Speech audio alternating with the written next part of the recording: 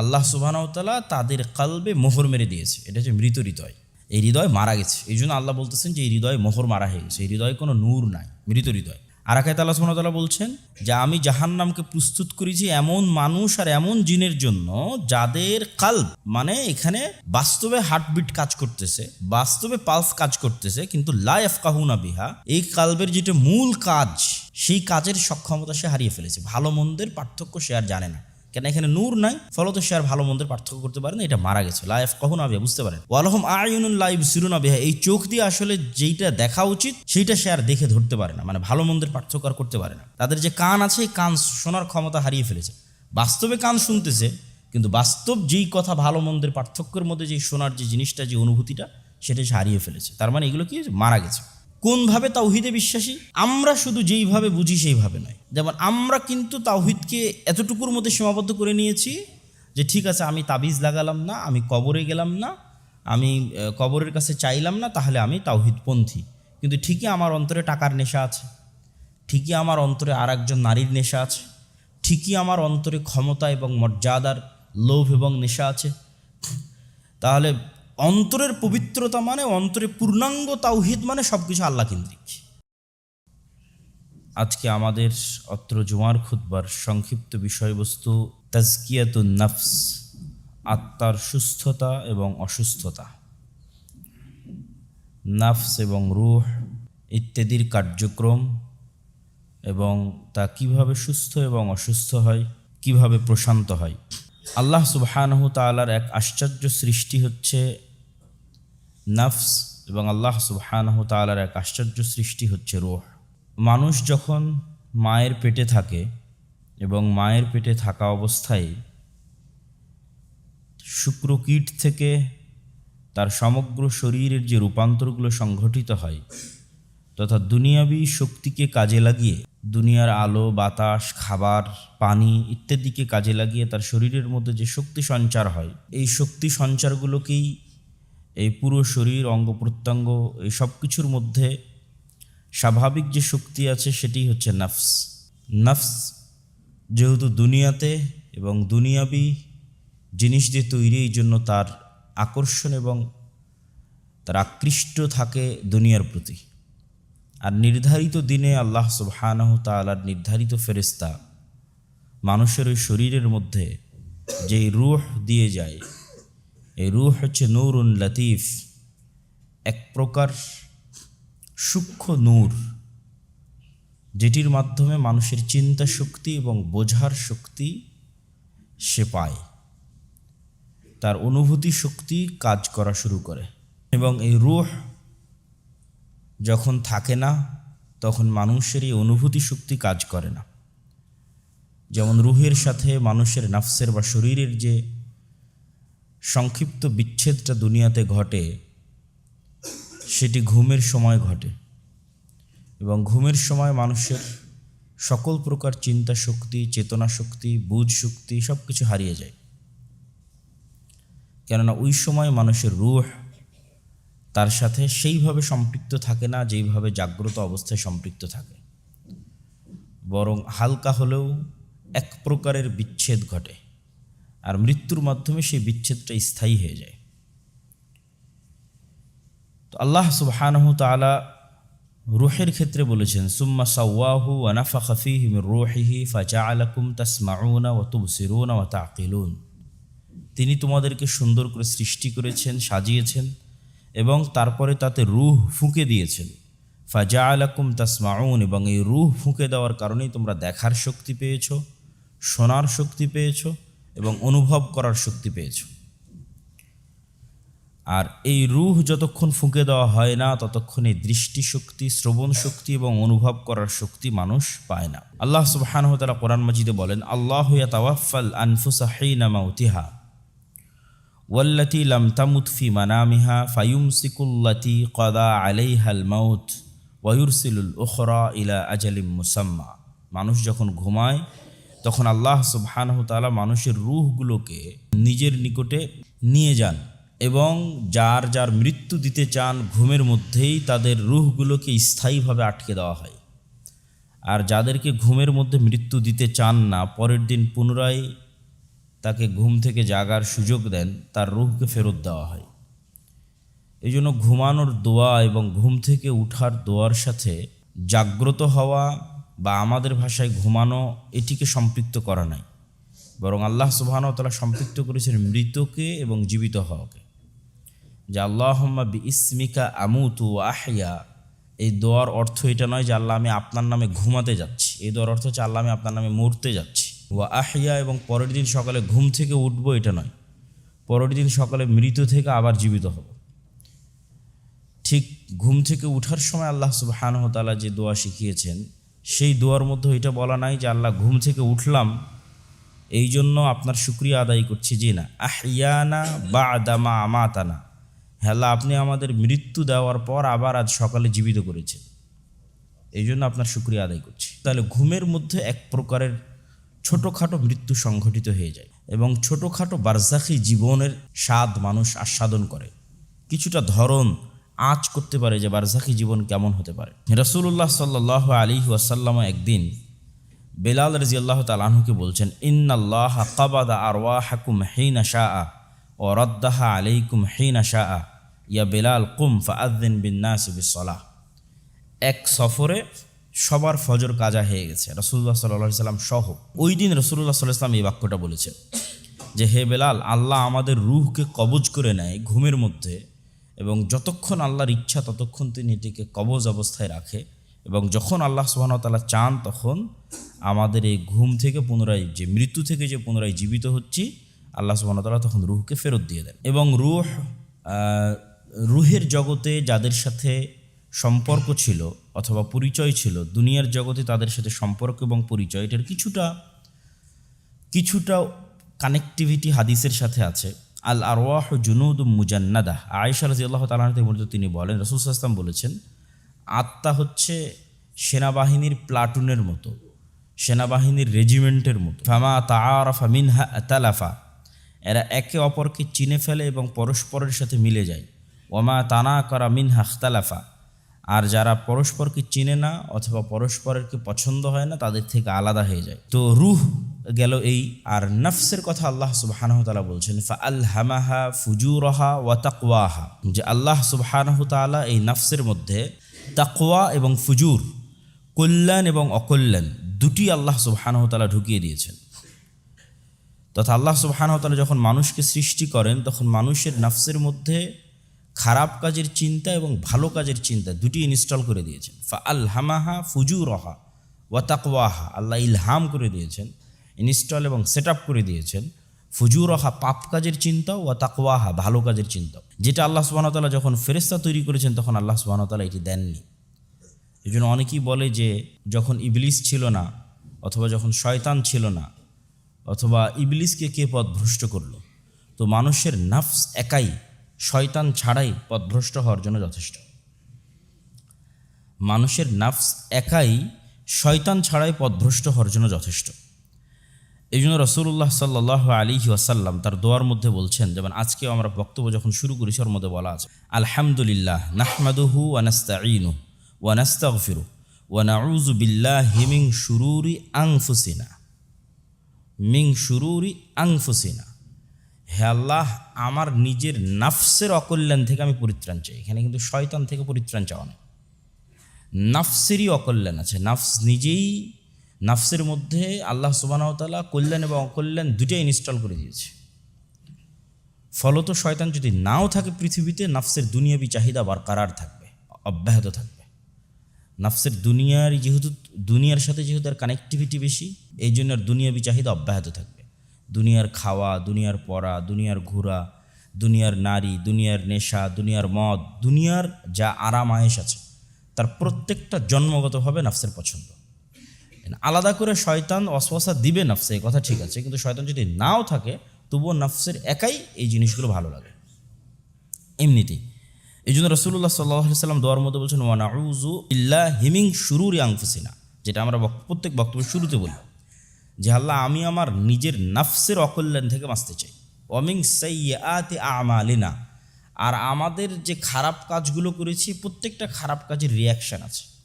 পৃথিবীতে যেমন প্রত্যেক অ্যাকশানের রিয়াকশান আছে, আমি আওয়াজ করলে বাজতেছে, ঠেললে সরে যাচ্ছে, ঠিক আছে? তো প্রত্যেকটা অ্যাকশানের রিয়াকশান তৈরি হয়, এরকম প্রত্যেকটা খারাপ আমলের একটা পাল্টা রিয়াকশান আছে। তো হে আল্লাহ, আমার নিজের নাফসের অকল্যাণ থেকে বাঁচতে চাই, আর আমি জীবনে যা খারাপ কাজ করেছি এগুলোর যে রিয়াকশানগুলো আছে এই রিয়াকশানগুলো থেকে বাঁচতে চাই। ওগুলো যেন পাল্টা আর কোনো খারাপ প্রতিদান আমার জন্য ফেরত না নিয়ে আসে। আবু হুরায়রা রাদিয়াল্লাহু তাআলা আনহু থেকে বর্ণিত, তিনি বলেন রাসূলুল্লাহ সাল্লাল্লাহু আলাইহি ওয়াসাল্লাম একদিন আবু বকর সিদ্দিক রাদিয়াল্লাহু তাআলা আনহুকে একটা দোয়া শিখিয়ে দিচ্ছেন। সেই দোয়াটা হচ্ছে আউযু বিকা মিন শাররি নাফসি ওয়া মিন শাররি শয়তানি ওয়া শিরকিহি। এখানে দুইটা থেকে পরিত্রাণ চাওয়া আছে। আমি আমার নাফস থেকেও পরিত্রাণ চাই, আমি শয়তান থেকেও পরিত্রাণ চাই। আউযু বিকা, হে আল্লাহ, আপনার মাধ্যমে পরিত্রাণ চাই, মিন শাররি নাফসি, আমার নিজের নাফসের অকল্যাণ থেকে পরিত্রাণ চাই, ওয়া মিন শাররি শয়তান, আর শয়তানের অকল্যাণ থেকে পরিত্রাণ চাই। তো আল্লাহ সুবহানাহু ওয়া তাআলা নাফসকে যেহেতু কল্যাণ এবং অকল্যাণ উভয়ের উপরই প্রতিষ্ঠিত করেছেন, ফলত এই নাফসকে যতক্ষণ পরিশুদ্ধ না করা হবে, বিশুদ্ধ না করা হবে, এই নাফসকে যতক্ষণ সুস্থ না রাখা হবে, প্রশান্ত না করা হবে, ততক্ষণ এই নাফস একাই মানুষকে পথভ্রষ্টতার দিকে নিয়ে যাবে, এবং সেগুলোই হচ্ছে নাফসের অসুস্থতা। নাফস কেন্দ্রিক আরও যে আয়াতগুলো আছে সেই আয়াতগুলোতে আল্লাহ সুবহানাহু ওয়া তাআলা বলছেন যে ওয়ানাফসিউ ওয়ামা সাওয়াহা, আল্লাহ নাফস সৃষ্টি করেছেন এবং একে সুন্দর করে সাজিয়েছেন। ফাআলহামাহা ফুজুরহা ওয়া তাকওয়াহা, নাফসের মধ্যে পাপ এবং নেকি উভয়ের চিন্তা ঢুকিয়ে দিয়েছেন। কদ আফলাহা মান যাক্কাহা, অতএব সফলকাম সেই যে তার নিজের নাফসকে পরিষ্কার করলো, বিশুদ্ধ করলো। ওয়াকাদ খাবা মান দাস্সাহা, আর ব্যর্থ সেই, পরাজিত সেই, হেরে গেল সেই যে তার নাফসকে কলুষিত করলো। আল্লাহ সুবহানাহু ওয়া তাআলা বলেন কদ আফলাহা মান তাযাক্কা ওয়া যাকারা ইসমা রাব্বিহি ফাসাল্লা, সফলকাম সেই যে তার নিজের নাফসকে পরিষ্কার বিশুদ্ধ করেছে, যে তার নিজের নাফসকে তার নিজের কন্ট্রোলে রেখেছে। আল্লাহ সুবহানাহু ওয়া তাআলা আরেক আয়াতে বলেন ইত্তাখাযা ইলাহাহু হাওয়াহ, যে সমস্ত মানুষেরা নিজের নাফসকে নিজের ইলাহ বানিয়ে নিয়েছে এরা ধ্বংস হয়ে গেছে। ইলাহ বানিয়ে নিয়েছে নিজের নাফসকে, তার মানে মন যা চায় সেটাই করে, না তার নাফসই তার ইলাহ। আর সেই নফসকে কন্ট্রোলে রাখতে চাইবে যে তা আল্লাহকে ইলাহ বানিয়েছে, যে আল্লাহ সুবহানাহু ওয়া তাআলা যেটা যেটা বলেছে আমি সেটা সেটা করবো, যেটা যেটা বলেনি সেটা সেটা করবো না। আর যে নফসকে ইলাহ বানিয়ে নিয়েছে সে বলবে আমার মনে যেটা চায় আমি সেটাই করবো, তাহলে ও ধ্বংস হয়ে গেছে। আল্লাহ সুবহানাহু ওয়া তাআলা ইউসুফ আলাইহিস সালাতু ওয়াস সালামের ঘটনায় বলেন ওয়ামা উবাররিউ নাফসি ইন্নান নাফসা লাআম্মারাতুম বিসু, আমি আমার নাফসকে দায় মুক্ত করছি না, বরং আমার নাফস তো খারাপ কাজের আদেশকারী। নাফস নিজে খারাপ কাজের আদেশকারী। ইন্নান নাফসা লাআম্মারাতুম বিসু, নাফস হচ্ছে খারাপ কাজের আদেশকারী। ইল্লা মা রাহিমা রাব্বি, তবে যার উপর আল্লাহ সুবহানাহু ওয়া তাআলা দয়া করেছে তার বিষয়টা ভিন্ন। তাহলে এই আয়াতগুলো থেকে আমরা স্পষ্টভাবে বুঝতে পারলাম যে পৃথিবীতে যদি শয়তানের অস্তিত্ব নাও থাকে, তাহলে আল্লাহ সুবহানাহু ওয়া তাআলা নাফসের মধ্যে যে খারাপ কাজের যে শক্তি এবং যেই চিন্তা দিয়ে দিয়েছেন, ভালো কাজেরও চিন্তা দিয়েছেন, ভালো কাজেরও শক্তি এবং ক্ষমতা এবং ইচ্ছা দিয়েছেন। তো ওই খারাপ কাজের শক্তি এবং চিন্তাতে নাফস একাই মানুষকে পথভ্রষ্ট করে ফেলতে পারবে। এই জন্য মানুষকে যেমন শয়তান থেকে বাঁচতে হবে, ঠিক তেমন তার নিজের নাফস থেকে বাঁচতে হবে এবং নিজের নাফসের অকল্যাণ থেকে বাঁচার চেষ্টা করতে হবে। তো নাফসের কল্যাণ এবং অকল্যাণের উপর ভিত্তি করে মানুষের নাফসকে তিন ভাগে ভাগ করা হয়। মানুষের নাফসকে তিন ভাগে ভাগ করা হয়, আম্মারাহ, লাওয়ামাহ, মুতমাইন্নাহ। আম্মারা মানে হচ্ছে যেই নাফস সদা সর্বদা খারাপ কাজের আদেশ দেয় এবং ওই ব্যক্তিও সেই খারাপ কাজগুলো রিসিভ করে, মানে তার আদেশগুলো মেনে নেয়, তথা মনে যা চায় সেটাই করে, যেটা ওই আয়াতে বললাম নাফসি তার ইলা। এই নাফস হচ্ছে নাফসে আম্মারা। এই নাফসের কারণে মানুষের যে কলব আছে, যে কলবের মধ্যে রুহ নাফস থাকে অদৃশ্য একটা পাত্রের মতো, এটা যদি আমরা গোলাকার একটা পাত্র কল্পনা করি, আল্লাহ সুবহানাহু ওয়া তাআলা কীভাবে রেখেছেন আল্লাহ সুবহানাহু ওয়া তাআলা ভালো জানে। আমরা যদি কল্পনা করি যে আমাদের বুকের মধ্যে সদর সিনার মধ্যে একটা গোলাকার পাত্র আছে, যে গোলাকার পাত্রের মধ্যে রুহ এবং নাফস আছে, যেখানে ফেরেশতা এবং শয়তান ফাংশন করতে পারে, অ্যাক্টিভেট থাকতে পারে। শরীরের অন্য অঙ্গ প্রত্যঙ্গ দিয়ে তো আর তারা যোগাযোগ করে না, বরং কলব দিয়েই যোগাযোগ করে। নাফসের মাধ্যমে শয়তান ওয়াসওয়াসা দেয়, রুহের মাধ্যমে ফেরেশতা ইলহাম দেয়। তো মানুষের এই যেই কলব, যখন মানুষ এই নাফসের কথাই শোনে এবং নাফসের অনুসরণই করে এবং নাফসকে তার ইলাহ বানিয়ে নেয়, তখন তার এই পুরো কলবে শয়তানের রাজত্ব প্রভাবিত হয়, শয়তানের রাজত্ব জারি হয় এবং শয়তানের কন্ট্রোলে থাকে। তখন প্রতিটা গুনাহ সমান দাগ পড়তে পড়তে পড়তে পড়তে পড়তে পড়তে এটা একটা অন্ধকারাচ্ছন্ন কালো কুচকুচে পাত্রে পরিণত হয়ে যায়, যেগুলোর বিস্তারিত হাদিস এবং আয়াত আমরা শুনব। আর নফসে লাওয়ামা, এই নফসটা হচ্ছে, আচ্ছা তার আগে নফসে মুতমাইনের আলোচনা করি। নফসে মুতমাইন্না ঠিক নফসে আম্মারার বিপরীত, তথা যেখানে নিজের নফসকে সে কন্ট্রোলে রেখেছে, সে নফসের কোনো কথা শোনে না, তথা নিজের মনের কোনো কথা শোনে না, সে সবসময় নিজে আল্লাহকে ইলাহ মনে করে আল্লাহ যা বলেছে সেটি করার চেষ্টা করে এবং আল্লাহর সামনে নিজের নফসের ইচ্ছাকে আত্মসমর্পণ করে দিয়েছে, সমর্পণ করে দিয়েছে। আসলামা ওয়াতাল্লাহু লিল জাবিন, ইব্রাহিমের মন চাচ্ছে সন্তানকে কেন জবাই করবে, আর ইসমাইলের মন চাচ্ছে আমি যদি বেঁচে থাকতাম, নফসের চাওয়া। কিন্তু এই দুইজনই নফসের চাওয়াকে কুরবানি দিয়ে দিয়েছে। আসলামা, ইসলাম গ্রহণ করে নিয়েছে, আত্মসমর্পণ করে দিয়েছে। ওয়াতাল্লাহু লিল জাবিন, ঘাড় এগিয়ে দিয়েছে, আল্লাহর চাওয়ার সামনে সমর্পণ করে দিয়েছে। তো মুতমাইন্নাহ যারা, তাদের নফসের চাওয়াকে তারা আল্লাহ সুবহানাহু ওয়া তাআলার চাওয়ার সামনে এমনভাবে সম্পূর্ণ করে দিয়েছে যে এখানে ফেরেশতার রাজত্ব এবং আল্লাহ সুবহানাহু ওয়া তাআলার উলুহিয়াতের রাজত্ব এবং নূরের প্রভাব সবচেয়ে বেশি। ফলত এই নফসটা হচ্ছে নফসে মুতমাইন্নাহ। এবং এই নফসের কথাই অন্য আয়াতে বলা হয়েছে কলবে সালিম, তথা সুস্থ হৃদয়। আর আগেরটা যেটা বললাম ওইটা হচ্ছে মৃত হৃদয়। নফসে আম্মারার কারণে হৃদয় মারা যায়, মৃত্যুবরণ করে। হৃদয়ের জীবন এবং মৃত্যু আছে, এটাও আমরা দেখব কোরআনের আয়াত এবং হাদিস থেকে। আর নফসে মুতমাইন্নাহ জীবিত হৃদয়, স্বচ্ছ হৃদয়, পরিষ্কার হৃদয়। মধ্যে থাকলো নফসে লাওয়ামা, এটা হলো অসুস্থ। আমাদের বেশিরভাগের হচ্ছে অসুস্থ এবং আমাদের বেশিরভাগের হচ্ছে নফসে লাওয়ামা। খুব কম সংখ্যক মানুষের মুতমাইন্নাহ, আবার বর্তমান সমাজের অনেক মানুষের হচ্ছে নফসে আম্মারাহ। আর বেশিরভাগ যারা মোটামুটি টুকটাক সালাত আদায় করে, ঠিক আছে, টুকটাক দিনের পথে চলার চেষ্টা করে, তাদের বেশিরভাগের হচ্ছে অসুস্থ, তথা আদেশ দেয় আবার তিরস্কারও করে। খারাপ কাজের আদেশও দেয়, আবার বলে করলি কেন, আফসোস হয় যে কেন আমি এই কাজ করলাম, আবার ওই কাজ করার দিকে সেই উদ্বুদ্ধ করেছে। আবার কাজটা হয়ে গেলে বলে কেন এটা করলাম, কিন্তু ঠিক হলো না। এই যে ভালো এবং মন্দের দ্বন্দ্বের মধ্যে 24 ঘন্টা, কখনো শয়তানের সাথে, কখনো ফেরেশতার সাথে, কখনো আল্লাহ সুবহানাহু ওয়া তাআলার আদেশের সাথে, কখনো নফসের আদেশের সাথে। এই যে দোদুল্যমান যে নফস এবং আত্মাগুলো, কলবগুলো, এগুলো হচ্ছে অসুস্থ। তো নফসের সুস্থতা এবং অসুস্থতা মানুষের শরীরের সুস্থতা এবং অসুস্থতার মতোই বাস্তব, জলজ্জান্ত এবং সত্য। আমরা যেমন আমাদের শরীরের সুস্থতা এবং অসুস্থতার চেক আপ করি, ঠিক নফসের সুস্থতা এবং অসুস্থতা জীবিত এবং মৃত হওয়ার চেক আপ আছে। এবং আমরা যেমন আমাদের শরীরের সুস্থতা এবং অসুস্থতা তৈরি হলে অ্যানালাইসিস করি কী কারণে আমার শরীর অসুস্থ হলো, তখন দেখা যায় যে হয় শরীরে কোনো ভিটামিন প্রোটিনের ঘাটতি হয়েছে, অথবা দেখা যায় শরীরের মধ্যে কোনো ভাইরাস, ঠিক আছে, শরীরের মধ্যে কোনো বাহির থেকে কোনো বিষাক্ত জিনিস ঢুকে গেছে, ভাইরাস জাতীয় কিছু শরীরকে অ্যাটাক করেছে, যে শরীর অসুস্থ হয়ে গেছে। তো ঠিক তেমনই মানুষের নফসের অবস্থাও তাই, যে মানুষের নফসে ভিটামিন প্রোটিনের কমতি হচ্ছে ইবাদতের কমতি, এবং মানুষের নফসে ভাইরাসের ইনপুট হচ্ছে চোখ এবং কান দিয়ে বিষাক্ত জিনিস রিসিভ করা। ঠিক যেমন ডায়াবেটিসের রোগী চিন্তা করবে যে না, আমাকে চিনি এবং কোলেস্ট্রল থেকে বেঁচে থাকতে হবে, কেননা চিনি এবং কোলেস্ট্রল তার শরীরের মধ্যে যেন সে পয়জন ঢোকাচ্ছে, ভাইরাস ঢোকাচ্ছে। তো ঠিক তেমনই অসুস্থ যার নফস, তাকে চিন্তা করতে হবে যে না, আমার চোখ এবং আমার কানকে, আমার মুখকে, আমার জিহ্বাকে, এগুলোকে কন্ট্রোল করতে হবে, এগুলো দিয়ে বিষ ঢুকে যাচ্ছে আমার নফসের মধ্যে।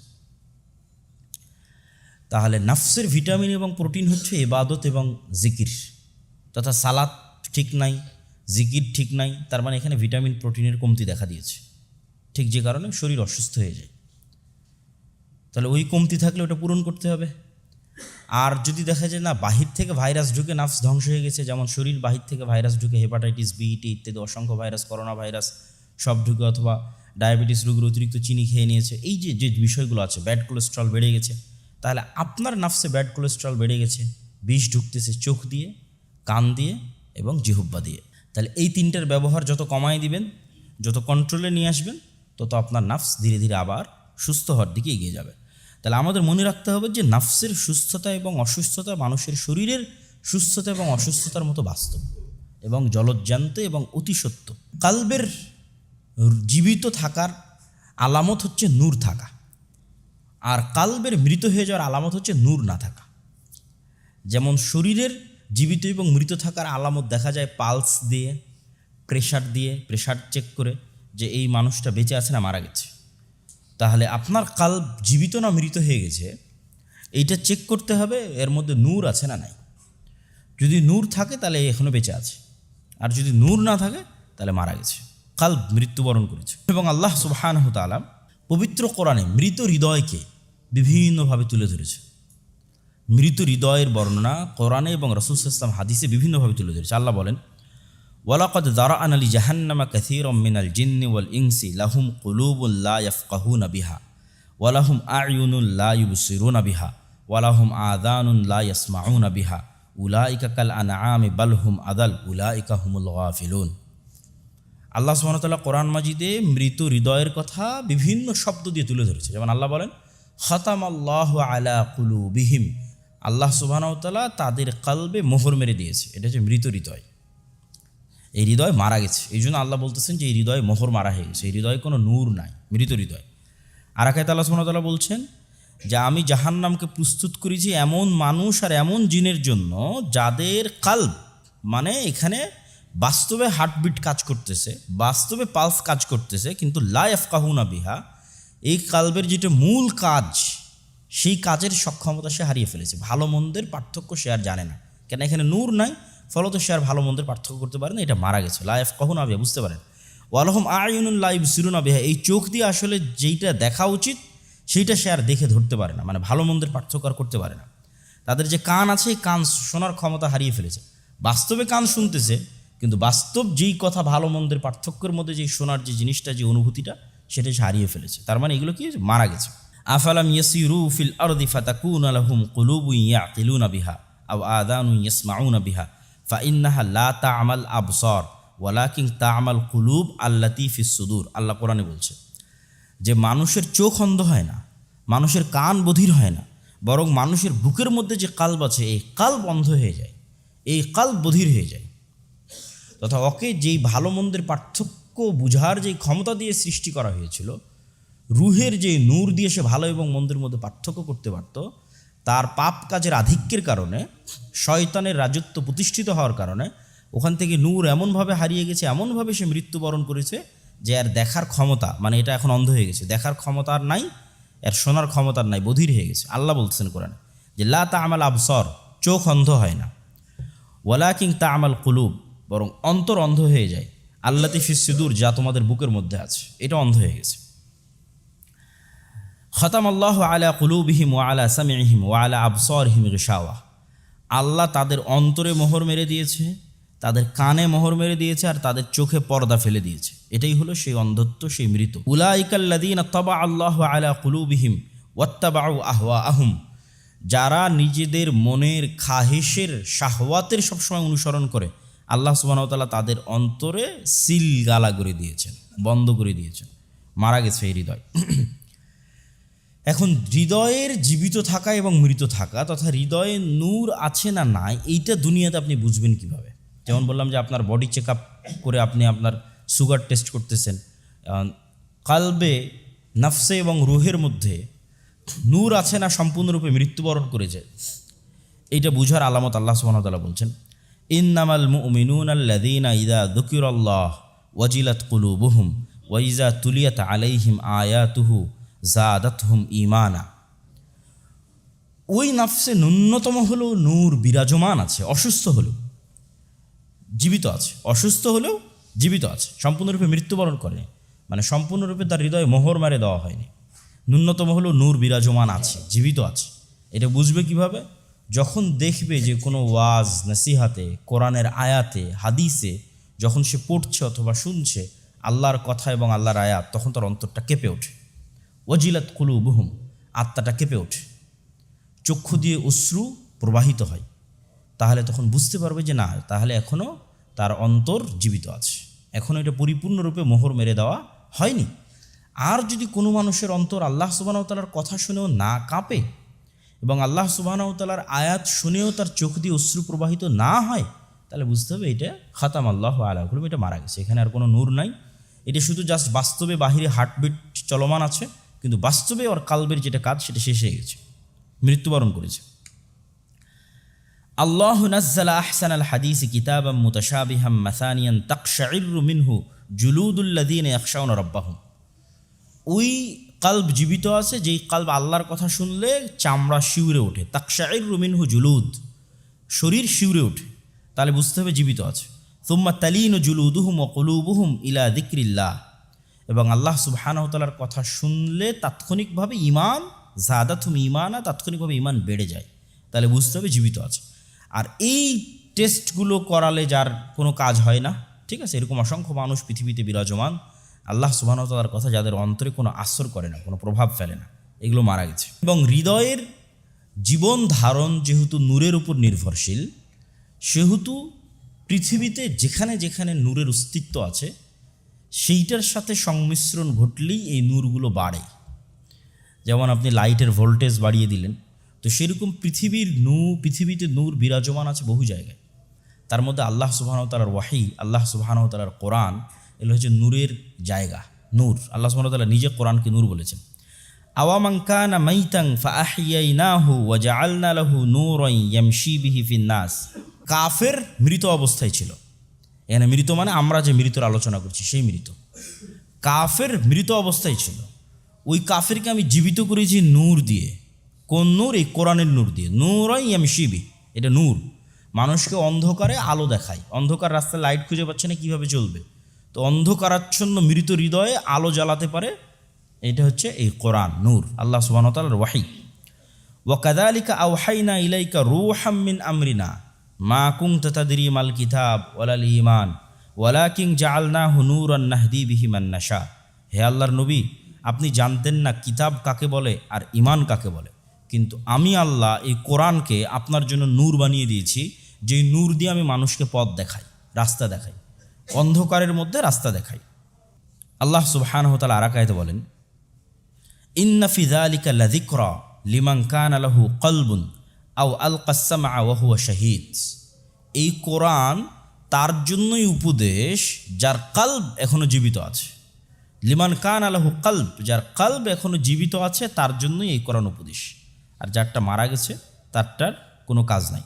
আল্লাহ সুবহানাহু ওয়া তাআলা আরেক আয়াতে বলেন, ইয়া আইয়ুহাল্লাযীনা আমানুস্তাজিবুল্লাহ ওয়ালির রাসূল ইযা দাআকুম লিমা ইউহয়িকুম ওয়া'লামু আন্নাল্লাহা ইয়াহুলু বাইনাল মারই ওয়া কলবিহি ওয়া আন্নাহু ইলাইহি তুহশারুন। হে ইমানদারগণ, তোমরা আল্লাহ এবং আল্লাহর রাসূলের ডাকে সাড়া দাও, কেন আল্লাহ এবং আল্লাহর রাসূলের ডাক তোমাদেরকে প্রকৃত জীবনের দিকে নিয়ে যায়। লিমা ইউহয়িকুম, যা তোমাদের কলবকে প্রকৃত জীবন দিবে, প্রকৃত হায়াত দিবে, প্রকৃত রূহ দিবে, ওইটার দিকেই কোরআন তোমাদের ডাকে, ওইটার দিকে আল্লাহ এবং আল্লাহ রাসূল তোমাকে ডাকে।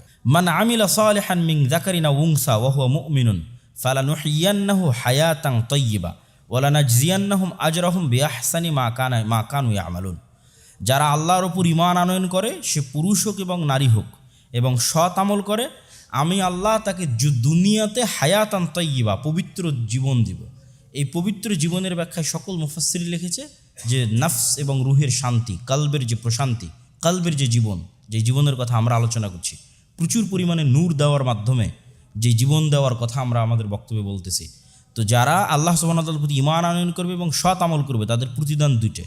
এক, দুনিয়াতে তাদেরকে প্রকৃত জীবনের স্বাদ দেওয়া হবে, হায়াতান তাইয়্যিবা, যে জীবনটা হচ্ছে প্রশান্ত, অস্থির নয়, চিন্তাযুক্ত নয়, হতাশাযুক্ত নয়, ছটপট নয়, অত্যন্ত প্রশান্ত এবং অত্যন্ত আনন্দদায়ক এবং শান্তিদায়ক জীবন, কেননা তার রূহ এবং তার কলব নূরে পরিপূর্ণ, সেটা দেওয়া হবে। এবং মৃত্যুর পর ওয়ালানাজজিয়ান্নাহুম আজরাহুম বিআহসানি মা কানু ইয়ামালুন, আর মৃত্যুর পর উত্তম প্রতিদান দেওয়া হবে।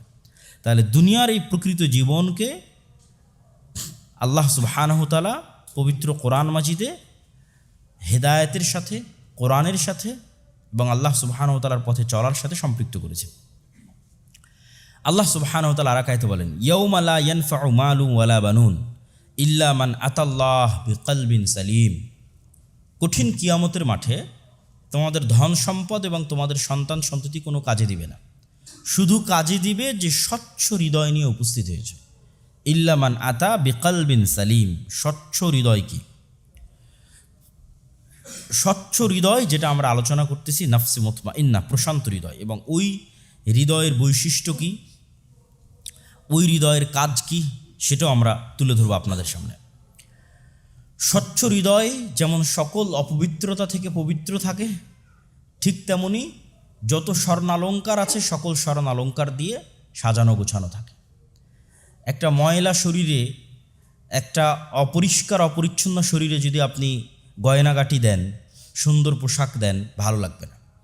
তাহলে নারীরা যখন সুন্দর পোশাক পরিধান করে তখন তার আগে সে তার শরীরকে পরিষ্কার এবং পরিচ্ছন্ন করে, গোসল করে, ঠিক আছে?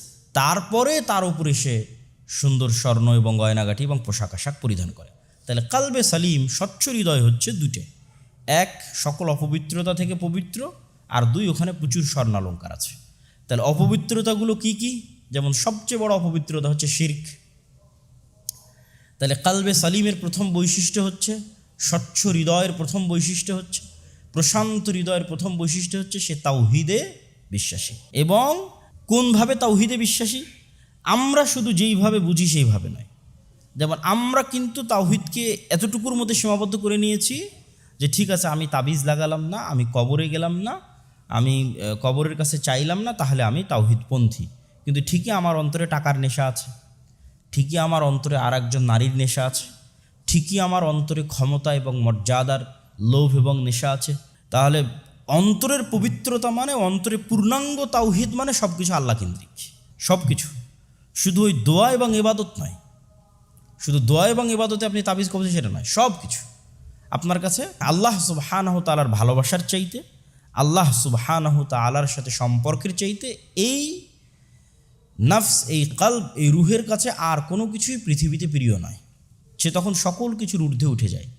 সে দুনিয়ার ক্ষমতার মোহের ঊর্ধ্বে উঠে যায়, দুনিয়ার টাকার মোহের ঊর্ধ্বে উঠে যায়, দুনিয়ার মর্যাদার মোহের ঊর্ধ্বে উঠে যায়, আত্মীয় স্বজন, পাড়া প্রতিবেশী, স্ত্রী পুত্র, তাদের যে ভালোবাসা, সেটার টান, মনের টান, সেটার ঊর্ধ্বে উঠে যায়। আর ইবাদতের ক্ষেত্রে যেটা, সেটা তো বললাম, ওটা তো আমরা সহজেই বুঝি, সেটার ঊর্ধ্বে উঠে যায়। পরিপূর্ণরূপে এই কালবটা তখন পরিষ্কার, কোনো কিছুর প্রভাব এই কালবে আর নাই, দুনিয়াবি কোনো কিছুর প্রভাব নাই। সে তখন পরিপূর্ণরূপে আল্লাহ সুবহানাহু ওয়া তাআলার জন্য। এবার এর উপরে স্বর্ণালঙ্কার প্রতিষ্ঠিত হবে আমালে সালেহ, তথা তার সালাত, তার সিয়াম, তার জিকির, তার আজকার, এগুলো হচ্ছে তার সুন্দর কাপড় এবং সুন্দর স্বর্ণালঙ্কার, সুন্দর মেকআপ, যেটি দিয়ে সে এই কালবকে আরো সুন্দর করে সাজাবে। তাহলে স্বচ্ছ হৃদয়ের দুটো বৈশিষ্ট্য, একটা হচ্ছে সকল অপবিত্রতা থেকে পবিত্র, আর আরেকটা হচ্ছে স্বর্ণালঙ্কার দিয়ে সাজানো। তো সকল অপবিত্র থেকে পবিত্র মানে পরিপূর্ণরূপে তাওহীদ, শতভাগ তাওহীদ, মানে শুধু ইবাদতের ক্ষেত্রে নয়, সকল ক্ষেত্রে, জীবনের প্রত্যেক ক্ষেত্রে প্রাধান্য পায় আল্লাহ সুবহানাহু ওয়া তাআলার সন্তুষ্টি। ওয়া আম্মা মান তাগা ওয়া আসারাল হায়াতাদ দুনিয়া ফা ইন্নাল জাহিমা হিয়াল মাওয়া। যারা দুনিয়ার জীবনকে প্রাধান্য দিয়েছে, যারা নিজের মনের চাওয়াকে প্রাধান্য দিয়েছে, তাদের থাকার জায়গা জাহান্নাম। ওয়া আম্মা মান খাফা মাকামা রাব্বিহি ওয়া নাহান নাফসা আনিল হাওয়া। আর যে তার প্রতিপালকের মর্যাদা, প্রতিপালকের ভীতি, প্রতিপালকের ভালোবাসাকে চোখের সামনে রেখে, তার চোখ যখন লজ্জায় অবনত হয়ে আসে, ওয়ানাহান নাফসা আনিল হাওয়া, এই প্রতিপালককে সামনে রেখে সে তার নিজের নাফসকে সব কিছু থেকে বিরত রেখেছে। আনিল হাওয়া, তার মনের যা চাওয়া, সব চাওয়া থেকে বিরত রেখেছে। কি কারণে? খাফা মাকাম রাব্বি, আল্লাহর যে স্থান তার কলবে প্রতিষ্ঠিত আছে, আল্লাহর যে মর্যাদা এবং সম্মান, আল্লাহ সুবহানাহু ওয়া তাআলার যে ভীতি, প্রভাব এবং প্রতিপত্তি তার কলবে প্রতিষ্ঠিত আছে, এইটাকে সামনে রেখে ওয়ানাহান নাফসা আনিল হাওয়া, তার নাফসকে সে সকল গুনাহের কাজ থেকে বিরত রেখেছে। ফা ইন্নাল জান্নাতা হিয়াল মাওয়া, তাহলে তার থাকার জায়গা হচ্ছে জান্নাত। তাহলে যে ব্যক্তি তার নাফসকে ছেড়ে দিল, ইবনুল কাইয়িম রাহিমাহুল্লাহ বলছে যে মানুষ তার নাফসকে যত বেশি ছাড় দিবে, জাহান্নামে তার শরীর তত বড় হবে। জাহান্নামীদের যে শরীরের বড়র কথা আপনারা শাইখ আব্দুর রাজ্জাক বিন ইউসুফের বক্তব্যে শুনেছেন, যে এক কাঁধ থেকে আর এক কাঁধের দূরত্ব এত, এক কান থেকে আর এক কানের দূরত্ব এত, চামড়ার মোটা এত, বিস্তর বিবরণ এর মধ্যেই মরণ একদিন আসবে বইয়ের মধ্যেও আছে এবং শাইখ আব্দুর রাজ্জাক বিন ইউসুফের বক্তব্যেও আছে। তো ইবনুল কাইয়িম রাহিমাহুল্লাহ বলছেন এটা মূলত দুনিয়াতে থাকা অবস্থায় তার নাফসের চাহিদাকে সে যত ছাড় দিয়েছে, ওইভাবে জাহান্নামে তার শরীর বড় হবে। আর ওইটাকে সে যত সংকীর্ণ করে রেখেছে আল্লাহ সুবহানাহু ওয়া তাআলার ভয়ে, ওইভাবে সে জান্নাতে প্রবেশ করবে। ওয়া আম্মা মান খাফা মাকাম রাব্বিহি ওয়া নাহান নাফসা ফা ইন্নাল জান্নাতা হিয়াল মাওয়া। ইয়া আইয়াতুহান নাফসুল মুতমাইন্নাহ ইরজিই ইলা রাব্বিকি রাযিয়াতাম মারদিয়াহ। হে প্রশান্ত হৃদয়, তুমি সন্তুষ্ট অবস্থায় তোমার প্রতিপালকের নিকটে ফিরে যাও। তুমি নিজেও সন্তুষ্ট, তোমার প্রতিপালকও সন্তুষ্ট, উভয়ই সন্তুষ্ট। তাহলে প্রশান্ত হৃদয় 1 সেকেন্ডের জন্য আল্লাহর কাছে ফিরে যেতে ভয় পায় না। প্রশান্ত হৃদয় বরং আল্লাহর কাছে ফিরে যাওয়ার জন্য উদ্গ্রীব থাকে। মুসলিম উম্মার পরিচয় হচ্ছে তারা মৃত্যুকে ভালোবাসে, যথা সে 24 ঘন্টা প্রস্তুত রেডি, যে তার না দুনিয়ার কোনো মোহমায়া তার অন্তরে আছে, না টাকা পয়সার মোহমায়া, না স্ত্রী পুত্রের ভালোবাসা। সে আল্লাহ সুবহানাহু ওয়া তাআলার ভালোবাসাকে এত প্রাধান্য দেয় যে সে সবসময় মৃত্যুর জন্য প্রস্তুত থাকে। এই জন্য প্রশান্ত হৃদয় মৃত্যুর সময় ছটপট করে না।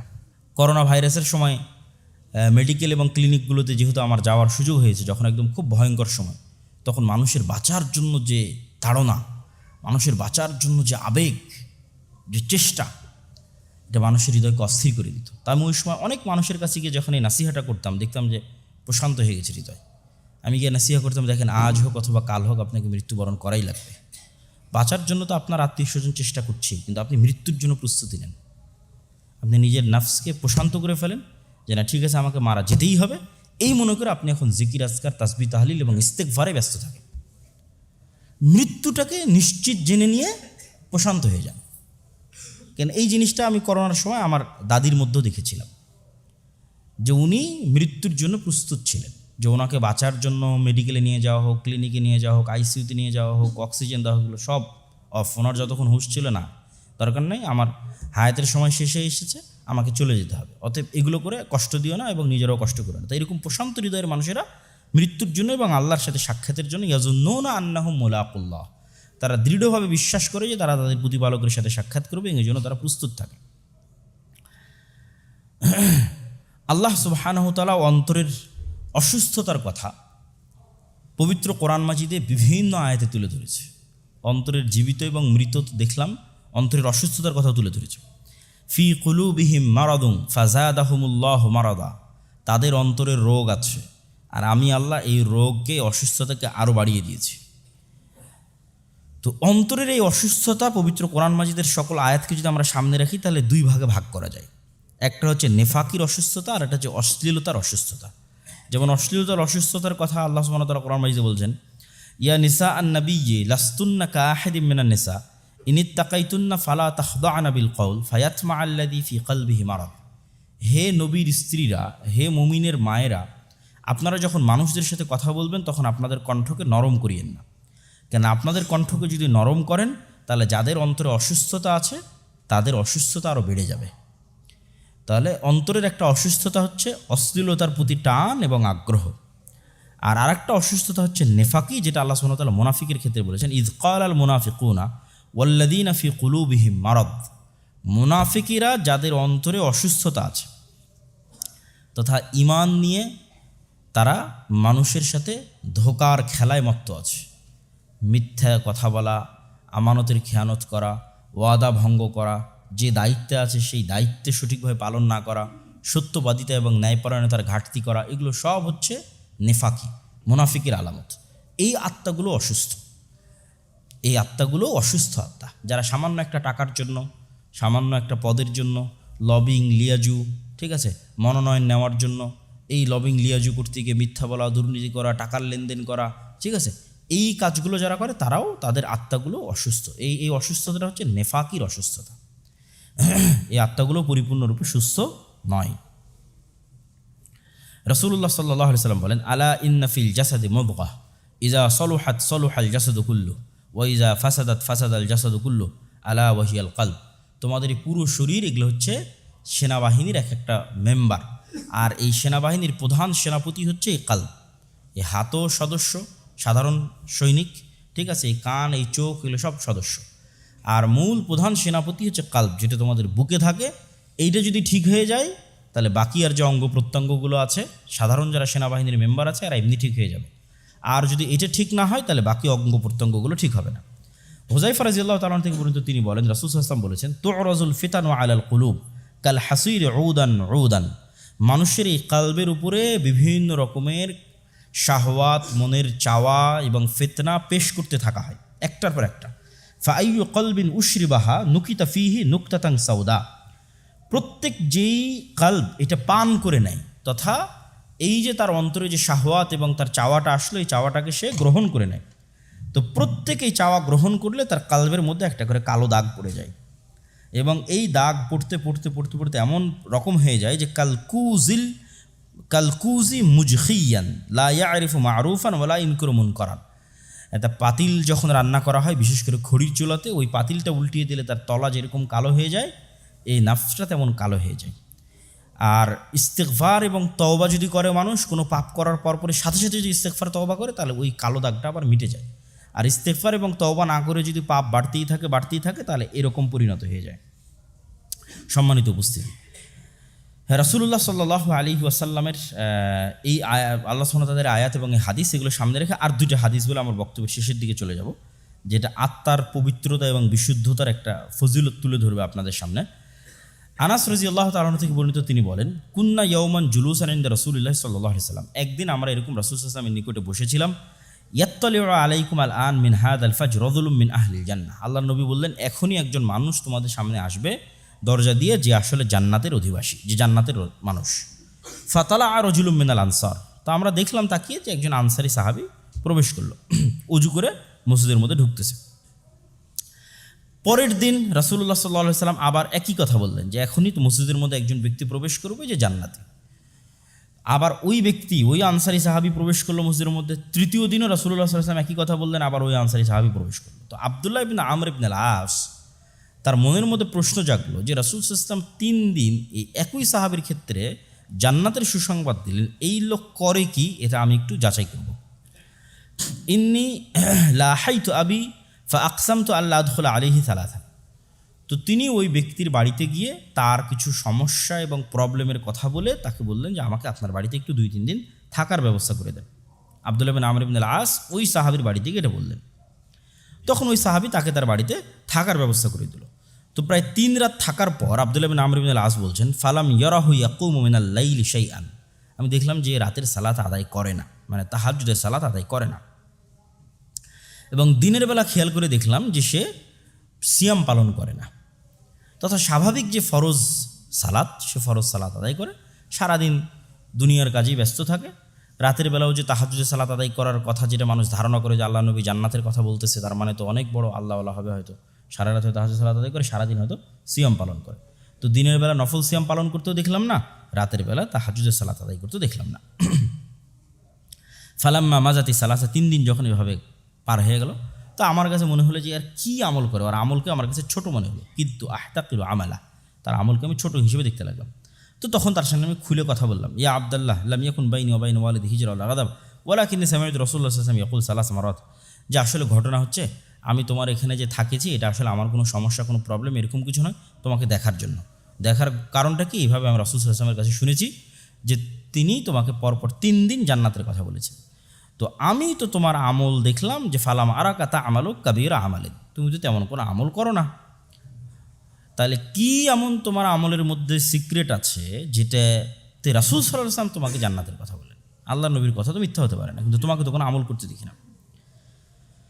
তখন ওই ব্যক্তি বলল যে আচ্ছা, আমিও তো আসলে এরকম কোনো আমলের কথা জানি না যে আমি এরকম কোনো বড় কোনো আমল করি, তবে একটা জিনিস, সেটা হচ্ছে গয়রা আন্নি লা আজিদু ফি নাফসি আলা আহাদিম মিনাল মুসলিমিনা গিশশান ওয়ালা আহসিদুহু আলা মা আতাহুল্লাহু ইয়াহু, যে আমি প্রতিদিন যখন ঘুমাতে যাই তখন আমার নাফসে পৃথিবীর কোনো মুসলমানের জন্য কোনো হিংসা, কোনো রাগ, কোনো দুঃখ, কোনো কষ্ট, কোনো অভিমান রেখে আমি ঘুমাতে যাই না। সে আমাকে এখন কোনো মানুষ যত কষ্টই দিক, আমাকে এখন যত মানুষ যত আঘাতই দিক, আমার যত ক্ষতি করুক, আমি কি করি, আমার নাফসকে, আমার কাল্পকে পরিপূর্ণ স্বচ্ছ পরিষ্কার অবস্থায় ঘুমাতে যাই। দুনিয়ার কোনো মানুষের প্রতি কোনো হিংসা নাই, দুনিয়ার কোনো মানুষের প্রতি কোনো রাগ নাই, দুনিয়ার কোনো মানুষের প্রতি কোনো চাওয়া নাই, দুনিয়ার মানুষের প্রতি কোনো ক্ষোভ নাই, কিচ্ছু নাই। তখন আব্দুল্লাহ ইবনে আমর ইবনে আল আস বলছেন, হ্যাঁ, এটাই হতে পারে সেই আমল যে আমলের কারণে রাসূলুল্লাহ সাল্লাল্লাহু আলাইহি ওয়াসাল্লাম তোমার বিষয়ে জান্নাতের সুসংবাদ দিয়েছে। তাহলে আমরা দেখলাম যে হৃদয়ের স্বচ্ছতা, কালবের স্বচ্ছতা ইটসেলফ একটা অনেক বড় ইবাদত। যে মানুষ তার নিজের নাফস এবং কালবকে স্বচ্ছ রাখবে, এই স্বচ্ছতার তো একটা, যে বললাম, খারাপ জিনিস থেকে পবিত্র থাকা, তো খারাপ জিনিস থেকে পবিত্র থাকার মধ্যে এগুলোও পড়ে, হিংসা, অহংকার, রাগ, ক্ষোভ, দুঃখ, এগুলো থেকেও নাফসকে পবিত্র রাখা, এটা হচ্ছে খারাপ জিনিস থেকে পবিত্র রাখা। আর একটা হাদিস বলে আমাদের আজকের আলোচনা শেষ করব। রাসূলুল্লাহ সাল্লাল্লাহু আলাইহি ওয়াসাল্লাম বলেন, আবু সাঈদ খুদরী রাদিয়াল্লাহু তাআলা থেকে বর্ণিত যে ইয়াখলুসুল মুমিনুনা মিনান নারি ফায়ুহবাসুনা আলা কানতারাতিন বাইনাল জান্নাতি ওয়ান নার। মুমিনদেরকে জান্নাত এবং জাহান্নামের মাঝে একটা নদীর ধারে আটকানো হবে, তাদেরকে জান্নাতে ঢুকতে দেওয়া হবে না। ফায়ুকাসসু লিবাযিহিম মিন বায মাযালিমু কানাত বাইনহুম ফিদ দুনিয়া হাত্তা ইযা হুযযিবু ওয়া নুক্কু উযিনা লাহুম ফি দুখুলিল জান্নাহ। সেই নদীতে যখন মুমিনেরা গোসল করবে, তখন এক মুমিনের আর এক মুমিনের উপর দুনিয়াতে থাকতে যে ন্যূনতম মনের যে একটা দুঃখ, ক্ষোভ, কষ্ট, রাগ, হিংসা ছিল, থাকেই, মানুষ পরস্পরে থাকে, সাহাবীদের মধ্যেও ছিল। তো এই সমস্ত জান্নাতীদেরকে যতক্ষণ এই দুনিয়াবী অসুস্থতাগুলো থেকে পবিত্র না করা হয়েছে, ততক্ষণ জান্নাতে ঢুকতে দেওয়া হবে না। এই কান্তারা নামক এখানে তাদের এই পবিত্রকরণ, বিশুদ্ধকরণ কার্যক্রমটা পরিচালিত হবে। ইদা হুযযিবু ওয়া নুক্কু, যখন তাদের কাল্ব, দুনিয়াবী এগুলো সব সমস্যা থেকে মুক্ত হয়ে যাবে, একদম স্বচ্ছ, উযিনা লাহুম ফি দুখুলিল জান্নাহ, তখন এই স্বচ্ছ হৃদয়ের মানুষকে জান্নাতে প্রবেশের অনুমতি দেওয়া হবে। তাহলে কি বোঝা গেল? যে স্বচ্ছ হৃদয় ছাড়া জান্নাতে ঢোকা ইম্পসিবল। যদি কিছু থেকেও যায়, তাহলে ওটাও কিয়ামতের মাঠে কি করে নেওয়া হবে? স্বচ্ছ করে নেওয়া হবে, পরিষ্কার করে নেওয়া হবে। তাহলে স্বচ্ছ হৃদয়ের ফজিলত সীমাহীন এবং অপরিসীম। তো আল্লাহ সুবহানাহু তাআলা আমাদের নফস এবং কলব, বা যে আলোচনা আজকে আমরা করলাম, যে সুস্থতা, অসুস্থতা এবং হৃদয়ের জীবন এবং মৃত্যুর যে আলোচনা করলাম, এটির থেকে শিক্ষা নিয়ে আল্লাহ সুবহানাহু তাআলা আমাদের নিজের নফসকে কন্ট্রোলে রাখার এবং নিজের নফসকে কন্ট্রোলে রাখার জন্য প্রশিক্ষণ দিতে হয়। যেমন ঘোড়াকে প্রশিক্ষণ দিতে হয়, কুকুরকে প্রশিক্ষণ দিতে হয়, তারপরে হচ্ছে সেনাবাহিনীর, আর্মিদের প্রশিক্ষণ দিতে হয়। আপনি যখন কোনো কাজে জবে ঢুকেন তখন প্রশিক্ষণ দিতে হয়, এবং এই প্রশিক্ষণ শেষ দিন পর্যন্ত অব্যাহত থাকে, মরা পর্যন্ত অব্যাহত থাকে। একদিন প্রশিক্ষণ মিস দিলে, এক ওয়াক্ত প্রশিক্ষণ মিস দিলে নফস কন্ট্রোলের বাইরে চলে যাবে। সেই প্রশিক্ষণের একটা বড় পার্ট হচ্ছে সালাত। এই জন্য রাসূল সাল্লাল্লাহু আলাইহি ওয়াসাল্লাম বলেছেন যে কোনো ব্যক্তি যদি টানা 40 দিন 5 ওয়াক্ত সালাত তাকবীরে তাহরিমের সাথে আদায় করতে পারে, তাহলে ও নিফাকি থেকে মুক্ত এবং জাহান্নাম থেকে মুক্ত। কেননা ওর নফস অনেক বড় একটা প্রশিক্ষণ সম্পূর্ণ করেছে। এক টানা 5 ওয়াক্ত সালাত তাকবীরে তাহরিমের সাথে আদায় করেছে। এটা হচ্ছে নফসকে কাজ দেওয়া, প্রেশার দেওয়া। কাজ না দিলে সে ঠিক হবে না। তো এই জন্য ওকে প্রতিদিন দিনে অন্তত 5 বার সালাত আদায় করাতেই হবে। এক ওয়াক্ত সালাতও যদি ছেড়ে দেন, ওকে যদি না আদায় করাতে পারেন, তাহলে দেখবেন যে অন্য রাস্তায় চলে গেছে। এই জন্য মানুষেরা দুনিয়াতে যে যত গুনাহে লিপ্ত আছে, প্রত্যেক গুনাহ থেকে বাঁচার রাস্তা হচ্ছে সালাত। প্রত্যেক গুনাহ, আপনি এখন সুদে লিপ্ত থাকেন, ঘুষে লিপ্ত থাকেন, এগুলো সবই নিজের নফসকে কন্ট্রোল করতে না পারার কারণে। জেনায় লিপ্ত থাকেন, অবৈধ সম্পর্ক, সবগুলো হচ্ছে নফসকে কন্ট্রোল করতে না। তো নফসকে কন্ট্রোল করতে লাগে তাকে প্রশিক্ষণ দিতে হবে, লাইনে নিয়ে আসতে হবে। ওকে লাইনে নিয়ে আসার জন্য 5 ওয়াক্ত সালাত আদায় করতে হবে। ওকে আপনি 5 ওয়াক্ত সালাত আদায় বাধ্য করেন। 5 ওয়াক্ত সালাত আদায় বাধ্য করলে যখন আপনার কন্ট্রোলে চলে আসবে, তখন ধীরে ধীরে আর অন্য বিষয়গুলোরও রাস্তা আল্লাহ সুবহানাহু ওয়া তাআলা আপনার জন্য সহজ করে দেবে। ঠিক সিয়ামও এই প্রশিক্ষণের একটা পার্ট। কেননা শয়তান শরীরের মধ্যে কাজ করতে পারে যখন মানুষ ভরপুর পেটে খায়। কেন খাওয়াটাও তো নফসের চাহিদা। যেটা আমি বলেছি, শয়তান যদি নাও থাকে পৃথিবীতে, তবুও নফস চাইবে যে আমি একটু খাই। তাহলে ওই যে খাওয়া অফ করে দেওয়া, এটাও নফসকে প্রেশারে রাখা, যে তোমার জন্য খাবার বন্ধ করে দেওয়া হলো, যেটা তোমার মন চাচ্ছে সেটা তুমি খেতে পারবে না। তাহলে ঠিক তেমনই জাকাত এবং দান। মানুষের নিজের নফসের চাহিদা, শয়তান না থাকলেও টাকার প্রতি ভালোবাসা থাকবে, এটা জন্মগত। এইটার উপরেই তাকে তৈরি করা হয়েছে। তাহলে ওই টাকার ভালোবাসা থেকে যতক্ষণ ওকে বের করতে না পারবেন, তখন তো অসুস্থ। এই জন্য টাকার ভালোবাসা থেকে ওকে বের করার জন্য দান করতে হবে, জাকাত দিতে হবে। প্রচুর পরিমাণে দান এবং জাকাতের মাধ্যমে আপনার কালব বাখিলির যে অসুস্থতা, কৃপণতার যে অসুস্থতা, ওইটা থেকে বের হয়ে আসবে। তো এইভাবে ইসলামের যে ইবাদতগুলো আছে, সালাত, সিয়াম, হজ, জাকাত, এর প্রত্যেকটাই নফসকে 24 ঘন্টা কন্ট্রোলে রাখার একটা উপায় এবং মাধ্যম। তো এই জন্য এই ইবাদতগুলোকেও সর্বোচ্চ গুরুত্ব দিতে হবে। 1 সেকেন্ডের জন্য যদি, একবারের জন্য, 1 ওয়াক্তের জন্য যদি মিস দেন, তাহলে নফস আপনার কন্ট্রোলের বাইরে চলে যাবে। তো আল্লাহ সুবহানাহু ওয়া তাআলা আমাদের নফসকে নিজেদের কন্ট্রোলে রাখার তৌফিক দান করুক, আল্লাহুম্মা আমিন। আমরা আমাদের হিসাব রক্ষকের যা হিসাব নেই, আমরা আমাদের অধীনস্থ কর্মকর্তা কর্মচারীর যা হিসাব নেই, ওমর রাদিয়াল্লাহু তাআলা আনহু বলছে তার চেয়ে বেশি হিসাব তোমার নিজের নফসের নাও। কেন তুমি যে পার্টনারের সাথে শেয়ারে ব্যবসা করো, তোমার অধীনস্থ কর্মচারী যে হিসাব রক্ষক আছে, এরা তোমাকে যতটুকু ধোকা দিতে পারবে, ওয়াল্লাহি আল্লাহর কসম, তোমার নিজের নফস তোমাকে তার চেয়ে বেশি ধোকা দেবে। তুমি ধরতেই পারবে না যে কখন তোমাকে ধোকা দিয়ে দিয়েছে। অর্থাৎ 24 ঘন্টা সতর্ক থাকো এবং ওকে কন্ট্রোলে রাখার চেষ্টা করো।